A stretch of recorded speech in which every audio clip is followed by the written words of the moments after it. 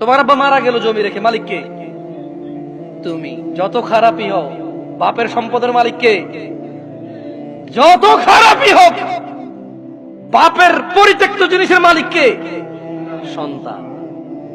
তো তুমি একটা জিনিস চিন্তা করে দেখো তো, যদি তুমি মুসলমান না হয়ে মরতে পারো, যদি মরো, তুমি কি জান্নাত পাবা? আর যদি তুমি মুসলমান হয়ে মরো, জান্নাত আছে। মুসলমান হয়ে মরলে জান্নাত কি? যেমন তোমার বাপ তোমাকে ঘরে জায়গা দিবে না বলে, তুমি জ্যাঠার ঘরে চাচার ঘরে যে আধা ঘন্টা 1 ঘন্টা 2 ঘন্টা থাকো, নানার বাড়ি যদি 2 দিন বেড়াও, তোমার মামা আয়সা দিয়ে যায়, খালা আয়সা দিয়ে যায়, থাক করে মারিয়েন না, আর করবে না। জায়গা শেষ পর্যন্ত কোথায় হয়? ঘরে হয়। ওকে তোমার মা বলছে তুই আজকে ঘরে, তোর খবর আছে। তোমার বয়স তখন মাত্র 11 বছর বা 12 বছর। তুমি এখন এত শিয়ানা হও নাই, এত শক্তিশালী হও নাই যে মাকে ধমক দাও। মাত্র তোমার বয়স 11-12 বছর।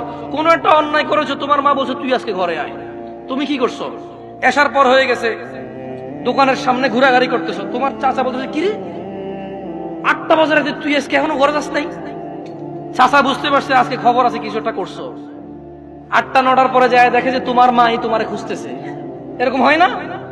তোমার মাই তোমারে খুঁজতেছে যে আমগো আব্দুর রহিমের দেখছেন নিউ কিল্লাই, আরে এতরে কইছিলাম আজকে ঘরে এলাতে, পোলাটা তো আমার জীবনটা শেষ করে দিচ্ছে, এই সেই হ্যান তুমি যা যা করছো বলছে।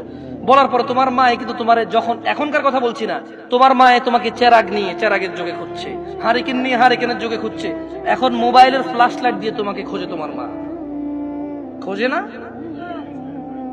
দেখছো? তোমার মায়ের সন্তান তুমি, অন্যায় করছো বলছে ঘরে জায়গা দিবে না, 2টা শলা দিয়ে বাড়িও দিছে, কিন্তু আবার মাই রান্না করে খাওয়াইছে। আবার মাই ওই মায়ের দাগের মধ্যে মাই তেল মালিশ করে দিছে। মুসলমান হয়ে মরো ভাই।